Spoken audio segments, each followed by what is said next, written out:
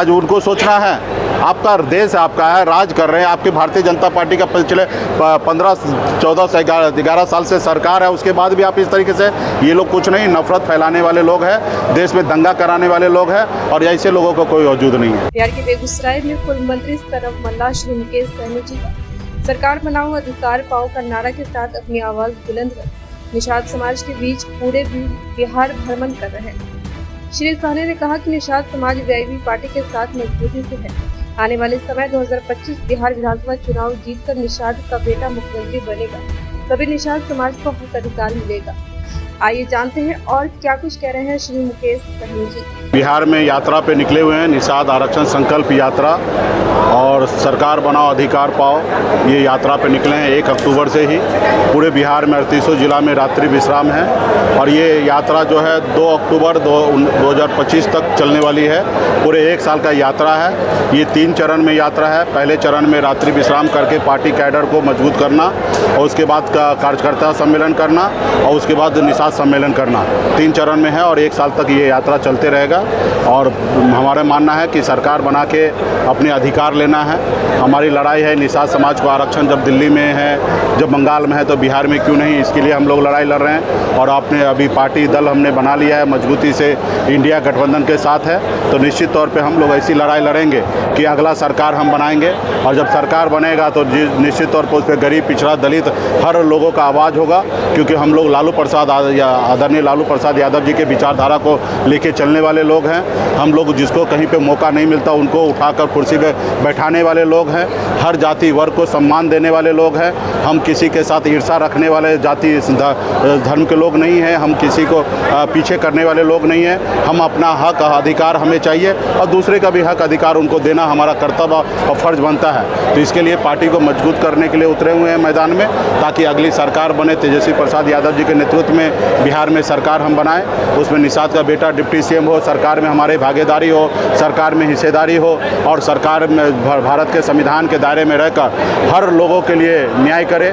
जो कभी हमारे स्वर्गीय आदरणीय रामविलास पासवान जी ने आवाज़ दिया था, हम उस घर में दिया जलाने के लिए चले हैं जहां सदियों से अंधेरा है। तो निश्चित तौर पे हम लोगों का कल्पना सोच वही है कि जहां पे अंधेरा है, जहां पे कमी है, जहां पे लाचारी है, मजबूरी है, वहां पे कैसे लोगों को सरकार का मदद पहुँचे। आज सरकार में है, जिनकी सरकार है उनकी अपनी है। आज देखिए नरेंद्र मोदी जी 10% आरक्षण EWS लागू किए, हमें विरोध नहीं है कि वो लागू किए। निश्चित तौर पे अगर उनको एहसास हुआ कि सामान्य वर्ग में हमारे भाई गरीब है, पिछड़ा है, उनको आगे लाने के लिए 10% आरक्षण देना चाहिए, तो निश्चित तौर पे उन्होंने पॉलिसी बनाए।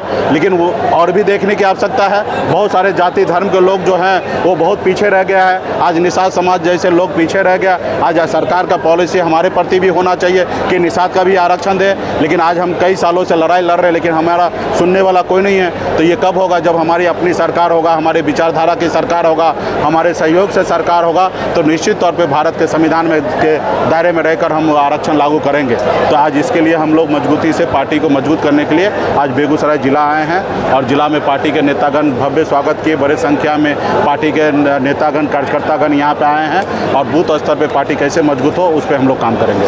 विधानसभा में उपचुनाव होने क्या भूमिका आपकी रहेगी? हमारे इंडिया गठबंधन से वहाँ पे हमारे 4 कैंडिडेट हमने उतारा है, और मजबूती से हमारे पार्टी के लोग वहाँ पे मजबूती से काम कर रहे हैं, और हम लोग भी वहाँ पे प्रचार और चर करेंगे और चारों का चारों सीट जीतेंगे, और आगामी जो विधानसभा चुनाव होगा उसमें मैक्सिमम सीट जीतेंगे। प्रशांत किशोर भी इस चुनाव में अपना उम्मीदवार दिए हैं, 2 उम्मीदवार को बदला भी गया है, कितना फैक्टर होता है? देखिए, उम्मीदवार जी को बदले हैं और कहते हैं हम रणनीतिकार हैं। उनको ये भी नहीं पता है कि राज्य का वोटर जो है वो राज्य में चुनाव लड़ेंगे। देश का चुनाव के लिए देश का वोटर होना ज़रूरी है। तो आज उनको कैंडिडेट बदलना पड़ा, और पूरे बिहार में हज़ारों लोगों को एम्प्लॉय बना के काम करा रहे हैं। राजनीति जो है वो एम्प्लॉय के बेस पे राजनीति नहीं चलने वाला है। अगर ऐसा होता तो अडानी अंबानी भी राजनीति में उतर कर पूरे देश में हर ब्लॉक में, हर पंचायत में एक एम्प्लॉय को खड़ा करके और देश का प्रधानमंत्री बन सकते हैं। लेकिन ऐसा नहीं है। चुनाव जो होता है वो विचारधारा का होता है। सबसे पहले प्रशांत किशोर जी बताएं कि उनका विचारधारा क्या है। आज भी वो सबके साथ है। आज कांग्रेस के साथ भी हैं, कह रहे हैं, लेफ्ट के साथ भी हैं, वो भारतीय जनता पार्टी के साथ भी है। आज महाराष्ट्र में चुनाव है, वहाँ पे भी उनका देख रेख है। 2024 में चुनाव है, आपने देखा कि किस तरीके से पूरा मीडिया में जाकर बीजेपी बीजेपी के लिए फील्डिंग किए थे, तो वो आज बड़े बड़े कॉर्पोरेट घराना से चंदा लेकर और वो काम कर रहे हैं, ताकि आने वाला समय में सोचते हैं कि पावर में आके बड़े बड़े कॉर्पोरेट घराना को हम आगे पहुंचा देंगे। उन्होंने बिहार के और देश की राजनीति में बाजारीकरण कर दिए। आज ऐसे लोगों को विदेश में और या राज्य में कहीं पे राजनीति में आने की आवश्यकता नहीं है, क्योंकि ये देश की राजनीति जो है गरीब, पिछड़ा, दलित के लिए होना चाहिए। जिसके पास पैसा नहीं है उनके लिए भी राजनीति होना चाहिए, और राजनीति जो है गरीब लोगों के लिए भी होना चाहिए। वोट जैसे गरीब लोग देते हैं वैसे गरीब लोग भी विधायक, सांसद बने, तो ऐसी राजनीति होना चाहिए। आप गला फाड़ के कहते हैं हम 500 करोड़ 1000 करोड़ रुपया खर्चा करेंगे, तो 1000 करोड़ 500 करोड़ रुपया आप कहाँ से लाइएगा, और जिनसे लीजिएगा उनको क्या दीजिएगा? तो ये सारे चीज़ आपको बताना पड़ेगा, और राजनीति को बाजारीकरण नहीं कीजिए। जो राजनीति हमारा बाबा साहब भीमराव अम्बेडकर ने संविधान बनाया, लोकतंत्र बनाया, उस लोकतंत्र को जिंदा रहने दीजिए, बाजारीकरण नहीं बनाइए। धन्यवाद। वो समय आएगा, 243 पे हमारी पार्टी तैयारी कर रही है, और निश्चित तौर पे गठबंधन में है। हमारी कोशिश होगा ज़्यादा से ज़्यादा सीट पर हमारी पार्टी लड़े, लेकिन ये सारे चीज़ें जो है गठबंधन के फोरम पे ही बैठ के चर्चा होगा, और हम लोग मजबूती से ज़्यादा से ज़्यादा सीट लड़कर बिहार में अपनी सरकार बनाएंगे। बेगूसराय के सांसद ने स्वाभिमान, हिंदू स्वाभिमान यात्रा निकाला हूँ। बीजेपी सांसद कह रहे हैं कि अररिया में रहना तो हिंदू बनना होगा, और तेजस्वी यादव ने भी कहा कि अगर देखिए, भारतीय जनता पार्टी का काम ही ऐसा है, भारत जलाओ पार्टी। आप बताइए, इस देश में बाबा साहब का देश है, हमारे महात्मा गांधी जी का देश है, अटल बिहारी वाजपेयी जी का देश है, अब्दुल कलाम आज़ाद जी का देश है। आप बताइए, ऐसे देश में इस तरीके का भाषा का प्रयोग कर रहे हैं, क्या ये समाज में सही है? और एक पार्टी का बड़ा नेता, देश का मंत्री, और वो ऐसे एक जाति, एक धर्म के लिए अगर इस तरीके से नफरत फैलाए तो ये देश के लिए सही नहीं है। तो ये लोग नफरत की राजनीति करते हैं।